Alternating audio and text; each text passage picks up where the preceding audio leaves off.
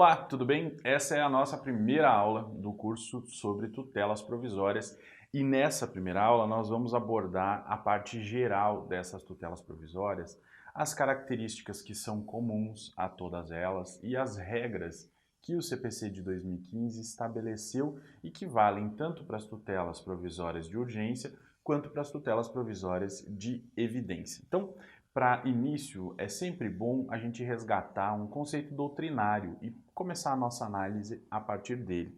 Eu trouxe aqui um conceito do professor Alexandre Freitas Câmara, que vai dizer que tutelas provisórias são tutelas jurisdicionais não definitivas, fundadas em cognição sumária, diz ele, fundadas em um exame menos profundo da causa, capaz de levar à prolação de decisões baseadas em juízo de probabilidade e não de certeza.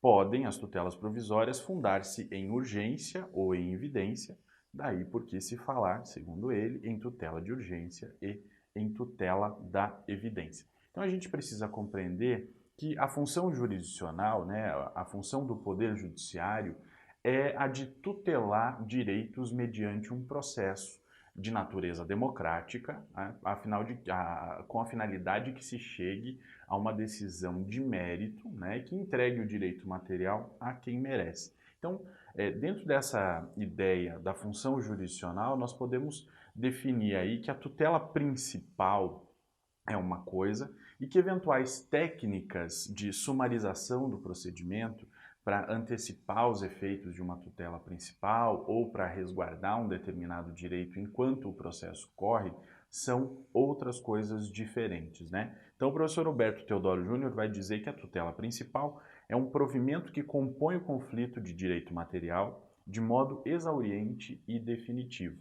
E, em regra, essa tutela principal é dada após um processo que pode ser um processo longo e aí, eventualmente, pode ser necessário que sejam adotadas medidas que antecipem o resultado final desse processo para que um direito não pereça, ou mesmo que sejam tomadas medidas que acautelem, que resguardem um determinado direito, de modo que ele não se perca enquanto corre este processo, que é um processo que deve ser norteado aí pela ideia de contraditório, ampla defesa, e em razão disso pode levar a uma demora que pode ser uma demora grande até que se chegue a uma tutela final. Então, além dessa tutela principal, que é a principal função da prestação jurisdicional, nós temos as técnicas de sumarização. E essas técnicas, que são as tutelas provisórias, essas técnicas de sumarização, elas têm por finalidade fazer uma redistribuição dos custos aí do tempo do processo. Por que a doutrina fala em redistribuição dos custos do tempo do processo? Porque, em regra, quando o autor ingressa com a ação e precisa aguardar a tutela principal, a tutela final dada pelo Poder Judiciário, ele vai ter que arcar sozinho com os custos do tempo do processo. Quer dizer, é ele que vai aguardar todo o tempo do processo até que se chegue a uma decisão final que resolva aquele conflito. Se for o caso, dentro daqueles requisitos que a legislação estabelece, é possível que sejam adotadas essas técnicas de sumarização. E aí eu não vou necessariamente só impor ao autor uma espera, porque pode ser que seja necessária a antecipação dos efeitos da tutela final, e aí nesse caso o autor não vai ficar sobrecarregado suportando todos os efeitos negativos da demora no andamento do processo. Aí vai dizer o professor Humberto Teodoro Júnior que essas técnicas de sumarização do procedimento, e da sumarização da tutela, na verdade, apresentam-se invariavelmente como meios de regulação provisória da crise de direito em que se acham envolvidos os litigantes. E essas técnicas de sumarização, elas podem ter basicamente duas naturezas. Ela pode ter uma natureza conservativa, quer dizer, resguardar um determinado direito que pode ser ameaçado pelo decurso do tempo, e também pode ter natureza satisfativa, que é no caso quando se dá a antecipação da tutela. Quer dizer, eu já entrego de forma antecipada o direito à parte autora. Vamos pensar aí a respeito de uma liminar que concede alimentos provisórios, por exemplo. Quer dizer, eu estou adiantando a tutela final para que ela já comece a ser prestada logo no início do processo. E isso vai ter natureza satisfativa, quer dizer, eu já estou satisfazendo a pretensão do autor. Mas para que isso ocorra, é evidente que devem ser respeitados os requisitos legais, porque não é possível que sejam concedidas técnicas ou tutelas, né, dentro dessas técnicas de sumarização, sem que haja respeito a esses requisitos, até mesmo por uma questão de preservação dos interesses do demandado, né, e de segurança jurídica também. Dentro dessa ideia de tutelas provisórias, nós temos que buscar quais são os fundamentos constitucionais para a previsão desse tipo de tutela na norma infraconstitucional. Então, o artigo 5º, quando ele estabelece lá a respeito da duração razoável do processo e coloca a duração como um direito fundamental, ele está estabelecendo também a possibilidade de concessão de tutelas provisórias. Por quê? Ele fala, olha, o processo precisa durar um tempo razoável, de maneira que ele não deseja, né, que o autor suporte uma espera muito longa na busca pelo seu direito a partir da tutela jurisdicional. Então, falar em duração razoável do processo é também falar nessa redistribuição dos custos do tempo do processo, para que o autor não suporte esses custos sozinho. A mesma coisa acontece quando o Pacto de São José da Costa Rica, lá no seu artigo 8º, também prevê a duração razoável do processo. Essas duas normas, tanto a Constituição quanto o Pacto de São José da Costa Rica, que foi assinado pelo Brasil e entrou em vigor no nosso ordenamento, após ser aprovado também pelo nosso legislativo, entrou no nosso ordenamento na qualidade de norma constitucional, porque, nesse caso, ele está estabelecendo a respeito de um direito fundamental. Então, duração razoável do processo é um direito fundamental previsto tanto no artigo 5º da Constituição, quanto no artigo 8º do Pacto de São José da Costa Rica.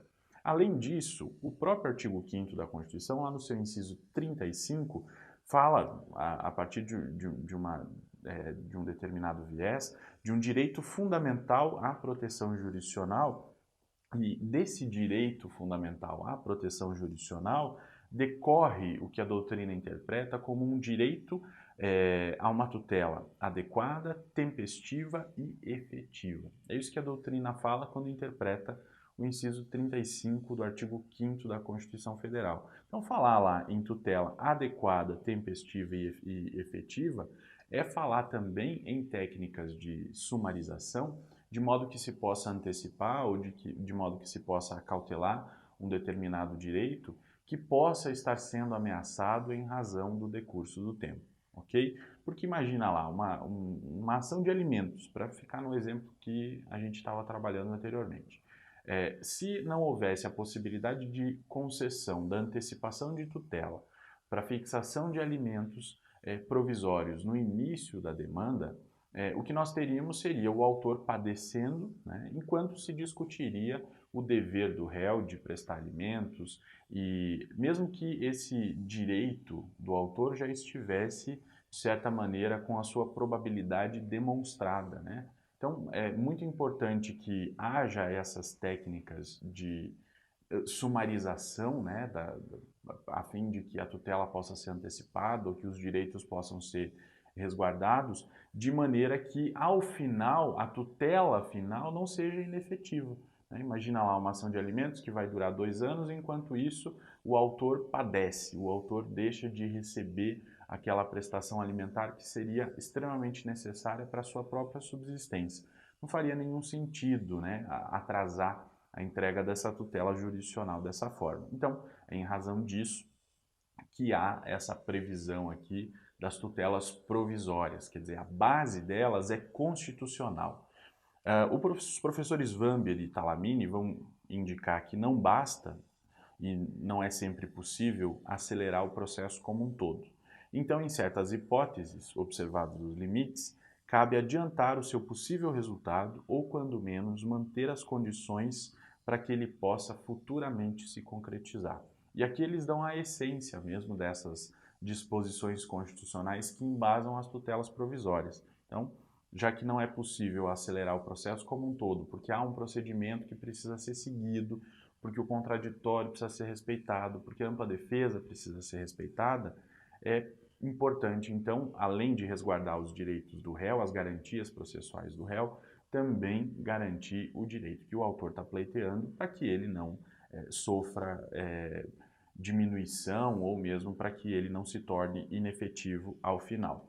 Diante disso, né, é necessário a gente debelar situações em que haja perigo na demora da entrega da prestação jurisdicional, daí a razão das tutelas provisórias, e redistribuir como consequência os ônus do tempo do processo quando há evidência de que quem está demandando tem razão no seu pleito, ok?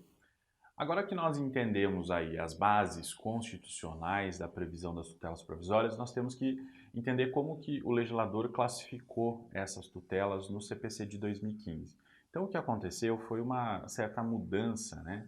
No CPC de 73, nós tínhamos um tratamento diferenciado com relação à tutela cautelar e com relação à tutela antecipada. Nós tínhamos um livro próprio dentro do CPC de 73 que tratava a respeito da tutela cautelar. E a tutela antecipada, inclusive, foi inserida na nossa legislação posteriormente, a partir de uma reforma que foi feita no CPC de 73. O CPC de 2015 veio com uma dinâmica diferente e ele fez uma classificação aí das tutelas provisórias. Então, tutelas provisórias é o termo genérico, e dentro das tutelas provisórias ele fez uma divisão entre tutelas provisórias de urgência e tutelas provisórias de evidência. Essa é a primeira classificação. E aí, dentro das tutelas provisórias de urgência, ele colocou tanto a tutela antecipada, que tem natureza satisfativa, quanto a tutela cautelar, que tem natureza de resguardar um determinado direito ou uma determinada situação jurídica. Então, quando a gente fala em tutelas provisórias, nós falamos num conceito genérico, que são as tutelas que podem antecipar um determinado direito ou resguardar um determinado direito. Elas podem ser fundadas tanto em urgência quanto em evidência. E dentro das espécies de tutela de urgência, nós temos as nossas velhas conhecidas, tutela antecipada e tutela cautelar. E nós vamos analisar aqui algumas características que são comuns a todas as tutelas provisórias, tanto as de urgência quanto as de evidência.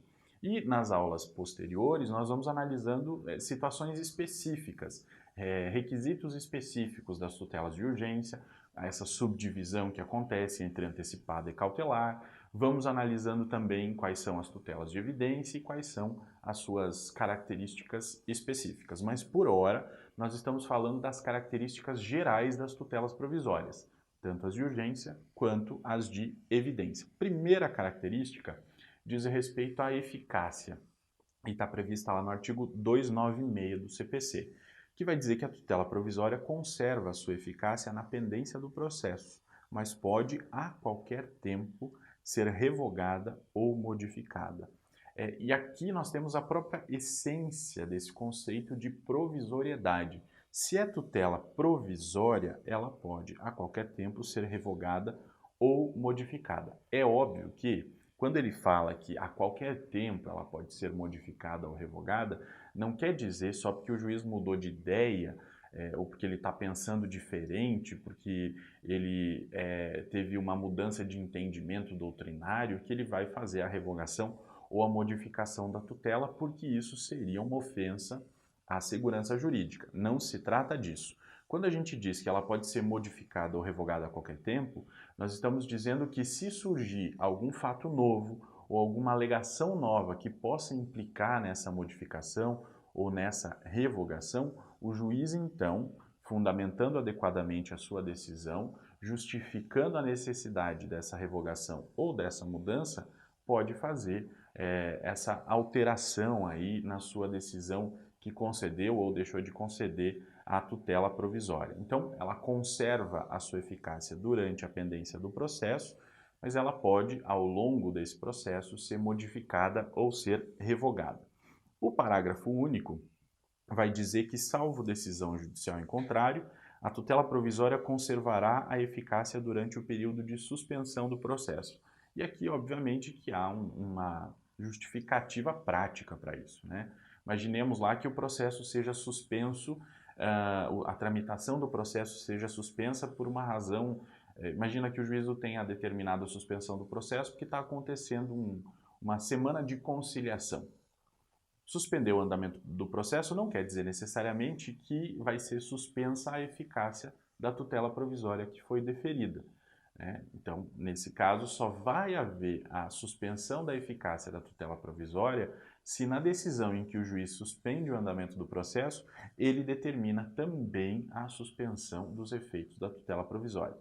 Se não houver nenhuma menção a isso, a tutela provisória conserva a sua eficácia ao longo da suspensão estabelecida para o andamento do processo. É muito importante aqui, mais uma vez falando, quando a gente trata da revogação ou da modificação, que a gente tenha fato novo que justifique essa modificação ou essa revogação. Um exemplo claro acontece quando a gente tem a saída de um juiz titular de uma determinada vara, ele sai em férias e em seu lugar entra o substituto. E o substituto concede uma tutela provisória. Algum tempo depois, o juiz titular volta, assume as suas funções naquele juízo e, diante daquela tutela provisória deferida pelo juiz substituto, com a qual ele não concorda, ele revoga a tutela provisória. Nós não temos aí uma revogação adequada, uma revogação válida, porque tão somente o fato de o juiz substituto entender de um jeito e o titular entender de outro, não é fundamento suficiente para que haja a revogação da tutela provisória que foi deferida. É necessário que haja um fato novo, um fato que diga a respeito à própria tutela concedida e não o entendimento deste ou daquele juiz a respeito dessa tutela. Porque se fosse assim, nós não teríamos segurança jurídica nas tutelas provisórias. Porque essa história de juiz substituto dar decisão no lugar do juiz titular acontece rotineiramente, né? Porque há uma grande movimentação aí na carreira e não necessariamente haja férias do juiz titular. Ele pode estar afastado por poucos dias em razão de um problema de saúde, por exemplo, ou de uma viagem que ele tenha naquela data e logo depois ele volta e vai rever todas as decisões dadas pelo juiz substituto. Isso não seria possível, não seria nem adequado, né? Outra característica importante das tutelas provisórias é uma característica que está prevista no parágrafo único do artigo 297, que diz que aplica-se a tutela provisória no que couber as regras do cumprimento provisório da sentença. Esse cumprimento provisório da sentença, obviamente, se dá quando a sentença não tem ainda, não transitou em julgado e ela está sendo objeto de recurso, né? Só que esse recurso não tem efeito suspensivo, então é possível a parte vencedora fazer o cumprimento provisório da sentença, né? Para adiantar os atos processuais de natureza executiva. Quando se trata de tutela provisória e se o juiz concede a tutela provisória, antecipando os efeitos de uma tutela final em favor do autor, e o réu não cumpre a decisão do juiz, né, é possível que o autor, então, execute essa decisão por meio do procedimento do cumprimento provisório de sentença. Não se trata, obviamente, de sentença, se trata de uma decisão interlocutória que antecipou os efeitos ou que determinou aí uma medida cautelar e é possível ao autor executar essa medida por meio do procedimento do cumprimento provisório da decisão. O momento, com relação ao momento do requerimento das tutelas provisórias, aí vai depender da natureza da tutela provisória e depois quando a gente for analisar cada uma delas a gente vai ver qual é o momento adequado para cada uma, mas as tutelas provisórias, em regra, elas podem ser requeridas de forma antecedente ou de forma incidental. Antecedente é quando a tutela provisória é requerida antes do início do processo, quer dizer, antes de eu propor a minha petição inicial e fazer o meu pedido de tutela final, juntando as provas documentais que eu tenho, eu, diante de uma urgência no caso, posso então fazer um requerimento antecipando esse pedido de tutela antecipada ou de tutela cautelar. Já o pedido incidental, quer dizer, é quando acontece o requerimento da tutela provisória durante a vigência do processo, durante aquele tempo em que o processo está em tramitação, desde o início até o seu final. A gente chama isso de pedido incidental de tutela provisória. Um detalhe que a gente precisa frisar é que a gente só pode falar em pedido antecedente de tutela provisória no caso das tutelas provisórias de urgência, porque é justamente o que justifica aí a possibilidade de antecipar esse pedido, é a urgência. A tutela de evidência não é urgente necessariamente, então ela não pode ser objeto de pedido de tutela provisória antecedente, ela só pode ser objeto de pedido de tutela provisória incidental, que é aquele formulado enquanto o processo está em trâmite. Certo? Nós vamos voltar a tratar na próxima aula a respeito das outras características das tutelas provisórias, certo? Se liga nessa e a gente já se vê daqui a pouco.